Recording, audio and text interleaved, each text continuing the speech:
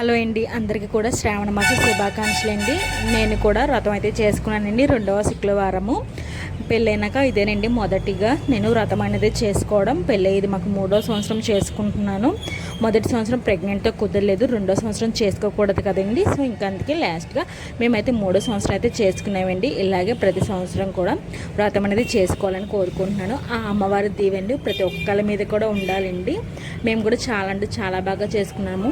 రూపు పెట్టుకొని కలసం అది పెట్టుకొని చేసుకున్నాము. ఇంకా అలాగే అమ్మవారికి ఇష్టమైన నైవేద్యాలు కూడా చేసుకొని ఒక 5గురు తాంబూలం కూడా ఇచ్చుకున్నామండి. మన సోమవారం తగ్గట్టు అమ్మవారికి అయితే మనం పూజ చేసుకోవచ్చండి. చాలా మంచిదండి ఈ అమ్మవారి వ్రతం చేసుకోవడం మనందరం కూడా. సో మీకు కనుక వీడియోస్ నచ్చితే ప్లీజ్ అండి లైక్ చేయండి. అలాగే మన ఛానల్ని సబ్స్క్రైబ్ చేసుకోండి. చాలామంది లైక్ చేయట్లేదు, అలాగే మన వీడియోస్ చూసినా కానీ సబ్స్క్రైబ్ చేసుకోవట్లేదు. ప్లీజ్ అండి లైక్ చేస్తే మరి కొంతమందికి మన వీడియోస్ అనేది వెళ్తూ ఉంటాయండి. So please follow.